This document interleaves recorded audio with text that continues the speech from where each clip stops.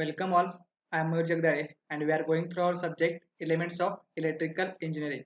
त्यामध्ये आपण topic number 4 बघत आहोत. That is transformer and DC motor.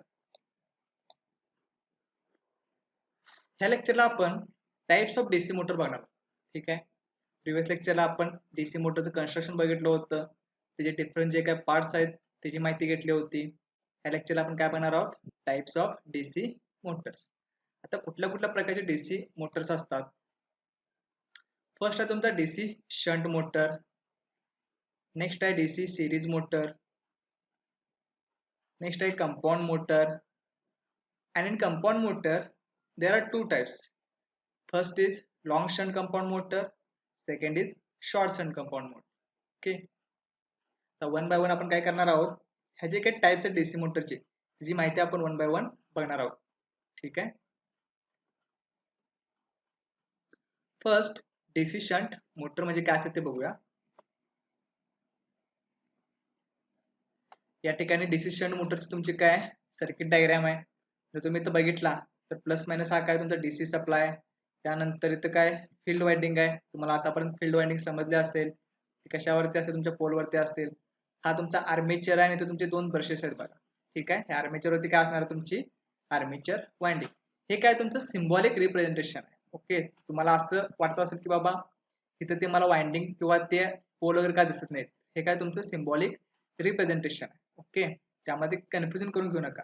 ते तुम्हाला बेटर अंडरस्टँडिंगसाठी मी काय केलं होतं, जे प्रॅक्टिकल व्ह्यू आहेत किंवा प्रॅक्टिकल जे असतं ते तुम्हाला काय होतं प्रिव्हियस लेक्चर कन्स्ट्रक्शन मध्ये दाखवलं होतं. ऍज पर सिम्बॉल आपण हे असं डिझाईन करतो. ठीक आहे. आता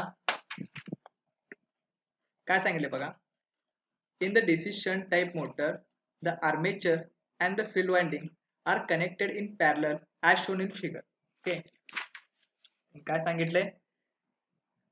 तुमचं आर्मेचर आणि जे काय तुमचं फील्ड वाइंडिंग आहे ते कसं कनेक्ट केलं? आपण पॅरलल मध्ये कनेक्ट केले. तुम्हाला याच्या अगोदर मी सिरीज पॅरलल सांगितले, मे बी तुम्हाला आठवत असेल. ठीक आहे. तर पॅरलल कसं ओळखणार ह्याचा पहिला पॉइंट, आणि तुम्हाला एक सांगितलं होतं बघा सिरीज पॅरललचं. हे कनेक्शन कुठलं झालं तुमचं? सिरीज झालं. आणि पॅरलल कनेक्शन कुठलं असणार आहे? फॉर एक्झाम्पल मी रजिस्ट्रेशन घेतलं तो इथं,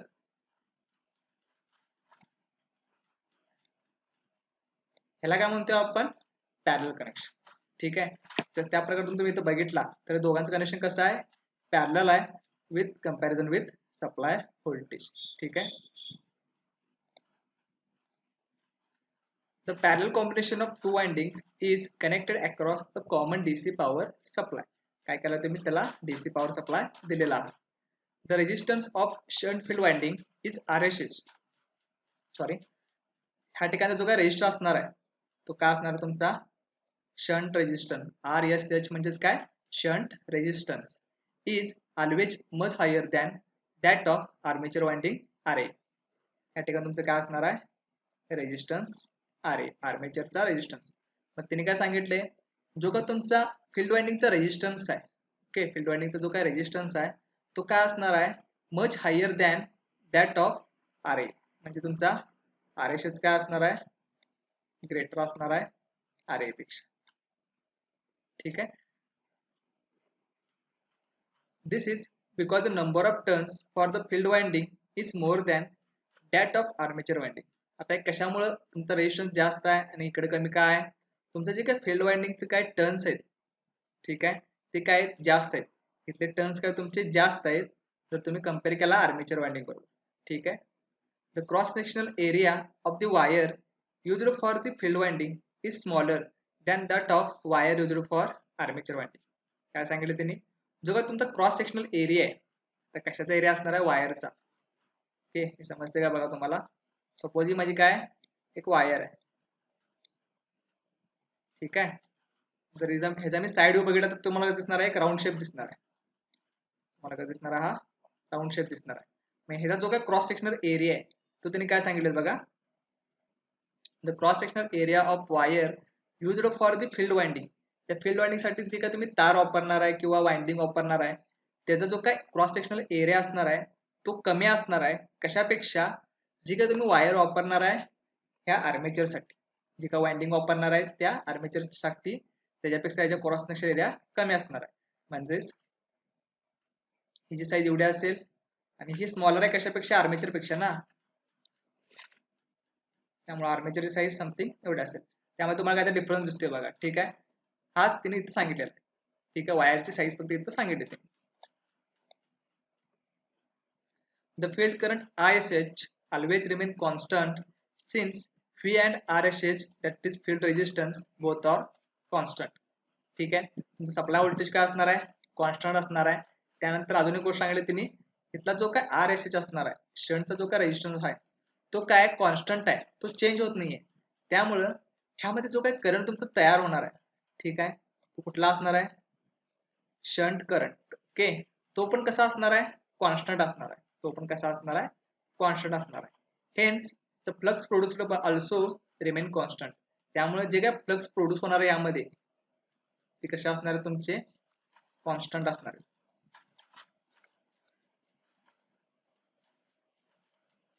ठीक आहे, because field current is responsible for the generation of flux. तर फील्ड करंट काय करतोय, तुमचं फ्लक्स तयार करतोय आणि ते फ्लक्स कसं असणार, तुमचे कॉन्स्टंट असणार आहे. मग त्यांनी काय सांगितले, जर असे असेल कंडिशन तर जे काय फ्लक्स तयार होतात फाय, हे बघ कशाबरोबर असणार आहे, तुमचं जो काय तुमचा फील्ड करंट आहे त्याच्या तो काय असणार आहे, बरोबर असणार आहे. That is phi is equal to ISH किंवा I shunt. This is why the shunt motor is also called as constant flux motor. ठीक आहे, शंट मोटरला आपण त्यामुळे काय म्हणतोय, कॉन्स्टंट फ्लक्स मोटर. किंवा इम्पॉर्टंट पॉईंट आहे लक्षात ठेवा, कॉन्स्टंट स्पीड हा तुम्हाला क्वेश्चन 100% विचारतात. तुमचे डीसी शंट मोटर कुठल्या स्पीडचे किंवा डीसी शंट मोटर कुठल्या स्पीडसाठी तुम्ही वापरणार, तर ज्या ठिकाणी तुम्हाला कॉन्स्टंट स्पीड ऍप्लिकेशन गरजेचं आहे. ठीक आहे, तुम्हाला स्पीड कसं पाहिजे, एकसारखं पाहिजे, एकच स्पीड तुम्हाला कायमस्वरूपी पाहिजे, त्या ठिकाणी तुम्हाला कुठली मोटर वापरणार, तुम्ही डीसी शंट मोटर वापरणार. ठीक आहे, हा क्वेश्चन तुम्हाला विचारू शकतात. आता हे कॉन्स्टंट स्पीड का असत्या, कारण की तुमचं जे काय फ्लक्स तयार होईल ते कसे आहेत, तुमचे कॉन्स्टंट आहेत त्यामुळे. ठीक आहे, याचा मेन पर्पज एवढाच आहे. त्यामुळे हे लक्षात ठेवा, जी गोष्ट मी तुम्हाला आता सांगितली कॉन्स्टंट स्पीडची, ती फार महत्वाची. ठीक आहे,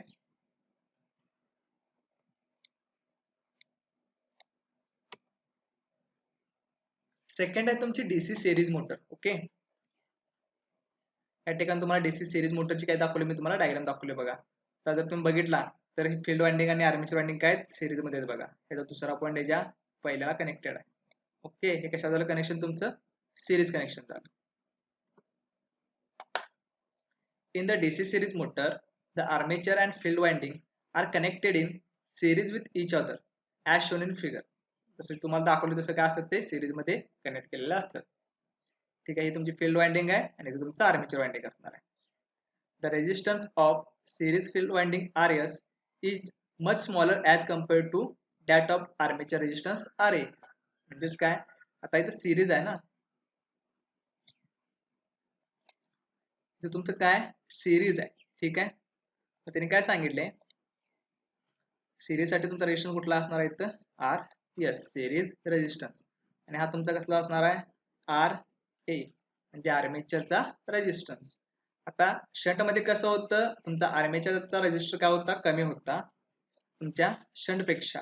पण सिरीज मध्ये कसं आहे, तो सिरीजचा रेजिस्टन्स तो आहे कसा आहे, कमी आहे तुमच्या RA पेक्षा. म्हणजेच काय, RS is smaller than RA. Okay, the flux produced is proportional to the field current, but in series motor the field current is same as armature. The armature current is given as phi is equal to I. ठीक आहे, तुमच्या ह्याच्यामध्ये काय सांगितलं त्याने, series साठी जो तुमचा आर्मेचर करंट असणार आहे तो काय असणार आहे, जे तुमचं फील्ड वाइंडिंगचा फ्लक्स तयार होणार आहे किंवा प्रोड्यूस होणार आहे त्याच्याबरोबर तुमचा काय असणार आहे, आर्मेचर करंट असणार आहे. Since the armature current flows through the series field winding, the flux is proportional to the field current IS as well. तुमचं काय होणार आहे, हा जो काय आर्मेचर करंट आहे सिरीज मध्ये असल्यामुळे इकडे पण काय होणार, तो फ्लो होणार आहे. मग त्यामुळे काय असणार आहे, जे काय फ्लक्स असणार आहेत कुठल्या आर्मेचर वाइंडिंग मध्ये, ते काय असणार आहे, तुमच्या सिरीजच्या करंट बरोबर काय असणार आहेत, इन प्रोपोर्शन असणार आहे. तेच इथं आपण काय केले, रिप्रेझेंट केले. That is phi is equal to IS. The armature current IA and hence the field current IS will be dependent on the load. जो का तुम्ही लोड आउटपुटला कनेक्ट करणार आहात, या ठिकाणी तुझं मोटरचं काय असणार आहे, इथं शाफ्ट असणार आहे, त्याच्या थ्रू तुमचं इथं काय असणार आहे, लोड असणार आहे. ओके, मग त्याने काय सांगितले, जो का तुमचा आर्मेचर करंट आहे, इथं काय असणार आहे, तुमचा आर्मेचर करंट असणार आहे, आणि इथं तुमचा कुठला हा सिरीजचा करंट आहे. हे दोन्ही काय आहेत, तुमच्या लोडवरती डिपेंड आहे. तुमचा लोड जसा असेल तसं ह्या करंट तुमचा काय असणार आहे, इनक्रीज और डिक्रीज होत असणार आहे. That is with increase in load I and IS will increase. जसं तुमचं काय होईल, लोड वाढत जाईल तसा तुमचा करंट आय आणि IS काय होईल, इनक्रीज होत जाईल.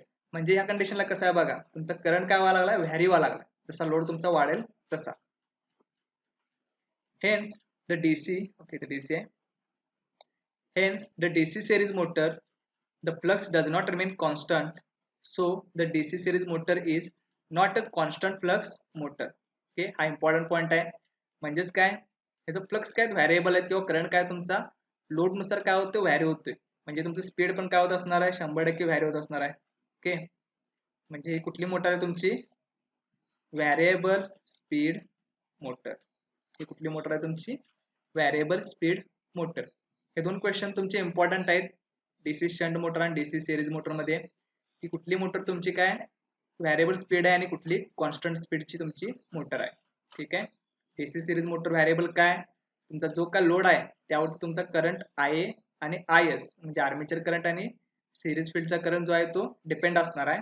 त्यामुळं तुमचा जी स्पीड मिळणार आहे ती कशी मिळणार आहे, तुम्हाला व्हॅरिएबल मिळणार आहे.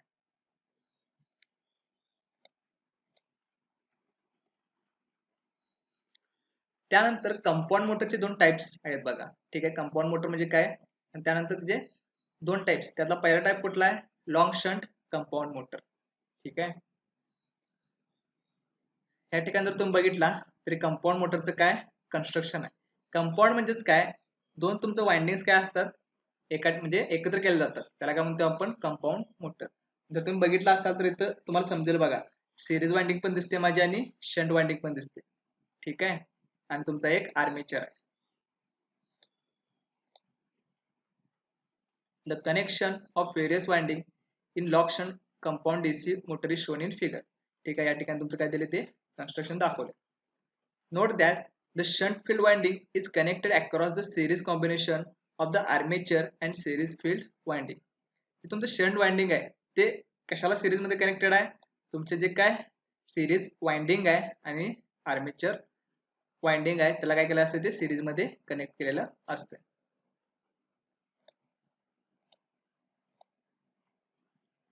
The mechanical load is coupled to the shaft of the motor. Mechanical load काय करणार तुम्ही, या शाफ्टला इथं कनेक्ट करणार. ठीक आहे, the resistances of various winding are as follows. प्रत्येकाचा रेजिस्टन्स काय असणार आहे, इथला तुमचा RA असेल, इथे मी रिप्रेझेंट केलाय. त्यानंतर सिरीज फील्डचा काय असेल, तुमचा RSC असेल, आणि शंट फील्डचा काय असेल, तुमचा RSC असेल. ठीक आहे, त्या ठिकाणी लॉंग शंट का म्हटलंय बघा, तुमची शंट वाइंडिंग आहे ती पूर्णपणे आपण काय केल्या, तुमच्या सिरीज वाइंडिंग बरोबर काय केलं, कपल केली. ठीक आहे, त्यामुळे आपण याला काय म्हणतोय, लॉंग शंट वाइंडिंग. तुमचं जी वाइंडिंग आहे ती काय झाल्या, लॉंग झाल्या ना, सिरीज आणि शंट आल्यामुळे तुमची वाइंडिंग वाढल्या. ठीक आहे, जी काय फील्ड वाइंडिंग आहे तुमची काय झाल्या, वाढल्या. त्यामुळे त्याला आपण काय म्हणतोय, लॉंग शंट वाइंडिंग असं म्हणतोय. आता याचं कॅरेक्टरिस्टिक कसं असणार आहे, दोन्हीच कॉम्बिनेशन असेल बघा, शंट आणि सिरीज म्हणजे constant speed plus variable speed. ठीक आहे, सेकंड आहे तुमची short shunt compound DC motor. ठीक आहे, त्यामध्ये काय फिगर मध्ये बघा काय चेंजेस आहेत. तुमचं लॉंग शंटला कसा होता, या टाइप मध्ये कनेक्शन होतं. आता शॉर्ट शंटला काय केलंय, तुमचं तुमची जी काही फील्ड वाइंडिंग आहे ती शॉर्ट केली. Okay, the interconnection between various winding of DC short shunt compound motor are as shown in figure. ठीक आहे, चेंजेस तुम्हाला मे बी लक्षात आले असतील. तुमचं काय केले बघा, आता जे शंट वाइंडिंग आहे ते कुठे कनेक्ट केले, सिरीज वाइंडिंग आणि आर्मेचर वाइंडिंगच्या बरोबर मध्ये कनेक्ट केले.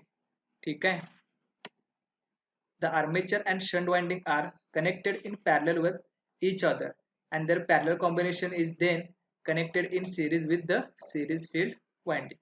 ठीक आहे, जर तुम्ही एवढंच लक्ष दिला तर हे कसं आहे तुमचं पॅरल कनेक्शन दिसेल बघा तुम्हाला. ठीक आहे. आणि हे पॅरल तुम्ही कशाला कनेक्ट केला इन सिरीज विथ तुमच्या सिरीज फील्ड वाइंडिंग बरोबर. ठीक आहे. याला काय म्हणतो आपण शॉर्ट शंट वाइंडिंग. वाइंडिंग काय केलं आता शॉर्ट केले बघा. पहिल्या कसे होती दोन्ही एकत्र होत्या वाइंडिंग. तर तुम्ही फिगर बघितला असाल तर ठीक आहे प्रिव्हियस दोन्ही एकत्र होत आता काय केलं आपण ते त्याच्याबरोबर मध्ये कनेक्ट केलं. यामध्ये असणारा तुमचा करंट काय असणार आहे इथं आय एस असणार आहे. आर्मेचरचा करंट आय ए असणार आहे. तुमचा सिरीजचा करंट आय एस सी असणार आहे. हा तुमचा लोड करंट आहे. ओके. आणि याला काय देतो आपण डीसी सप्लाय देतो. ठीक आहे. वर्किंग काय सगळ्याचं सेम असणार आहे. जे मी तुम्हाला वर्किंग प्रिन्सिपल सांगितलं होतं पहिल्याला. ज्यावेळी तुम्ही करंट कॅरी कंडक्टर मध्ये काय ठेवणार एखादा मॅग्नेट ठेवणार तर त्यावेळी काय होणार तो फोर्स अप्लाय करणार किंवा टॉर्क लागणार आणि तो फिरायला चालू होणार. हे प्रिन्सिपल सगळीकडे सेम आहे. फक्त कन्स्ट्रक्शन काय बघा जे टाइप्स आहेत ना आपले series shunt long shunt short shunt हे जे कन्स्ट्रक्शन कसं आहे बघा. ठीक आहे. त्यानंतर कम्युलेटिव्ह कंपाऊंड. ओके. कंपाऊंड मध्ये अजून एक पार्ट आहे तुमचा cumulative compound. Both the short shunt as well as long shunt compound DC motor can be further classified into two types. जर तुम्हाला विचारलं तर तुम्हाला हे माहित असायला पाहिजे की कम्युलेटिव्ह कंपाऊंड मोटर म्हणजे काय. ठीक आहे. म्हणजे तुमचं जे शॉर्ट शंट आहे आणि लॉंग शंट आहे ते दोन्ही मध्ये तुमची कम्युलेटिव्ह कंपाऊंड येते. ठीक आहे. मग ते कसं कसं काय केलं त्यांनी कम्युलेटिव्ह कंपाऊंड असंही म्हणतात किंवा दुसरं टाईप आहे त्याचं डिफरन्शियल कंपाऊंड. ठीक आहे. हे दोन काय तुमचे कम्युलेटिव्ह कंपाऊंडचे दुसरे टाइप्स आहेत. ठीक आहे. आय होप तुम्हाला समजलं असेल जे काही डीसी मोटरचे टाइप्स आहेत.